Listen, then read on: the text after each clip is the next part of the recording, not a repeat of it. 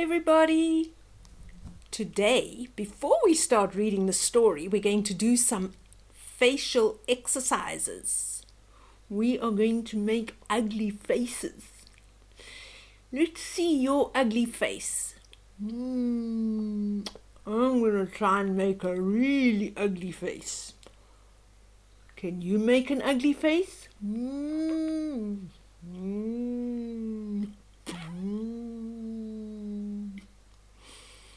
Why are we doing that? We're just having a little bit of fun, that's why. The story we're reading today is called The Ugly Duckling. It's an old story, and it's been retold in this book by Sindiwe Magona, and the illustrations are by Natalie Hinrichsen. The Ugly Duckling.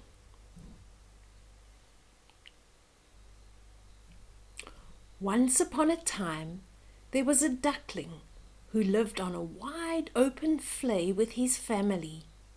He was a sad little duck because nobody seemed to like him, not even his own brothers and sisters. Oh, look at him. Doesn't he look sad, all alone? And here are the brothers and sisters. And they are all playing together, and that ugly duckling is all on his own.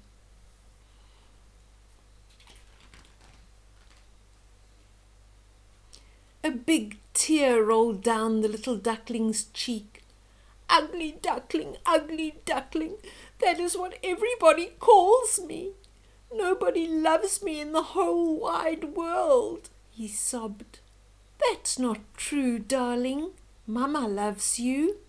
Mama Duck smiled at her last hatched chick. He was a strange little fellow, but he was still her baby, and she loved him with all her heart.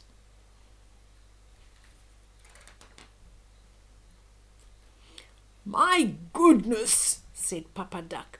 This chick is always hungry. If we don't watch him, there won't be any food left for the others. Once again, the little duckling felt unloved. He grew faster than his sisters and brothers, and he ate too much.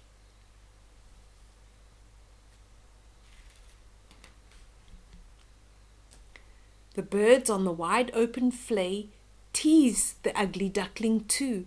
You're not fluffy and yellow like your brothers and sisters, whispered the spiteful blue crane. Look at the big blue crane there. He's quite a handsome fellow, isn't he? You're bigger than the rest, laughed the haughty black coot. You're ugly, they all said together. Oh, how nasty of these birds. They really are upsetting the little duckling, aren't they? No one ever cuddled the little ugly duckling, and he felt very lonely. But when he ate, he forgot that he was lonely. So he ate and ate and ate, and he grew bigger and bigger and bigger. Gosh, look at him under the water there, eating as much as he can, while the others are fast asleep there with their mom and dad.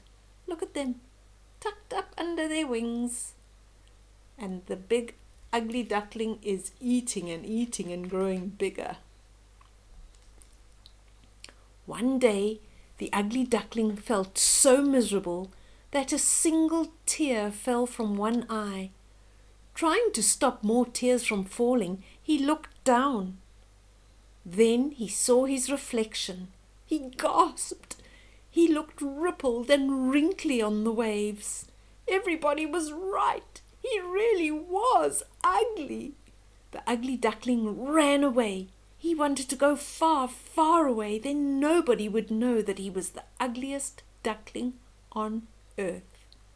Oh, shame. Look at him, looking at his reflection in the water. And because of the waves on the water and the ripples on the water, he does look a little bit wrinkly and ugly, doesn't he? And he was so sad he went running away, far, far away from everybody. The next day he saw a flock of big white birds with long, graceful necks and wide, wide wings. They were beautiful swans. Winter was coming, and they were flying off to the summer sunshine and blue skies over the sea. "Oh, how magnificent they are," thought the ugly duckling. "I wish I was beautiful like them."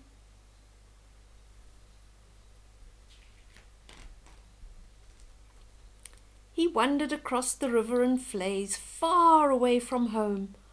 "I am so alone," sobbed the little duckling. After many days of seeing no one, he met a flock of fierce hardy-dar. He was a bit scared of them, but wanted some advice. "Do you know of any ducks with grey feathers like me?" he asked. But the huge birds just shouted, "Hardy-dar! Go away!"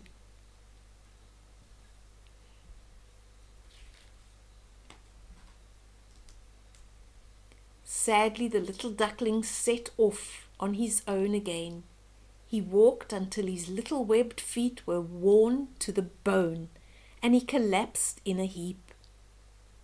A farmer on his way to market found the poor little duckling. Look at the little duckling, lying there on the road, and the farmer's looking at him. Thought the farmer, "maybe he'll mate with my hens and I'll have baby chicks. And if he doesn't, why, I'll put him in a pot and make a tasty stew." The farmer's planning to put him in a pot and make a stew.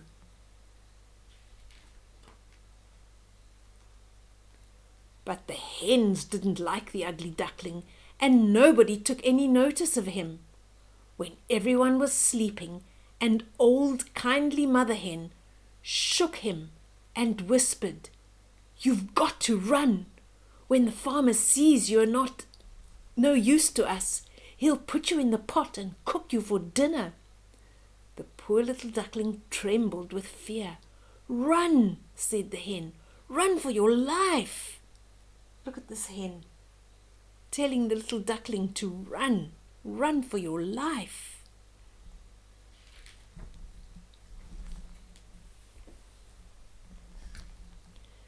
The winter was long and lonely. For many months the ugly duckling didn't go near the water. But at last spring arrived. The flowers woke up and the birds started singing. In his heart something woke up too. "I want to swim," thought the ugly duckling. A warm glow of happiness spread over him when he saw the flay. He was not afraid that the other birds would laugh at him. He was so happy that he completely forgot to feel ugly. The ugly duckling's heart sang. "I am going to swim again," he cried. Oh, look at him standing next to the water, but can you see what I see? He's not a small grey duckling anymore.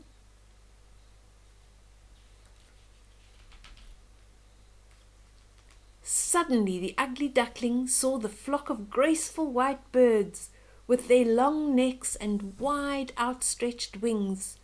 To his amazement, they were headed straight toward him. Maybe they thought he was someone else. Oh dear, they would soon discover that he could not be their friend. But the swans came nearer and nearer. "They're going to play a trick on me," thought the duckling. He started swimming away as fast as he could. The swans chased him, calling, "Wait for us!" But the louder they called, the faster he swam.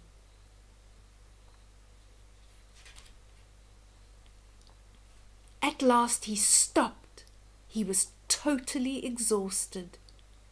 He summoned all the courage left in his young heart and asked, "What do you want of me?" The beautiful swans swam up close, craned their graceful necks, opened their wide eyes and said, "Hello, swan, don't run away. You belong with us." swan? I am not a swan, whispered the ugly duckling. How could these lovely creatures tease him so? Sadly he looked down. It was then that he saw his reflection in the water. The ugly duckling could hardly believe his eyes. That is me! I am not ugly any more. I am a beautiful swan. Now the tears in his eyes were tears of joy. Look at this beautiful swan. And as he looks down at his reflection, he sees that he's not an ugly duckling anymore. He's a beautiful swan with a long, graceful neck. When he grew up, the swan who had been an ugly duckling never forgot his past. He remembered how unloved and miserable he had felt when others were unkind to him. So he treated everyone kindly, and in return he was loved by all. Oh, look how beautiful the swan is. Isn't he just too beautiful? And there's the ducks.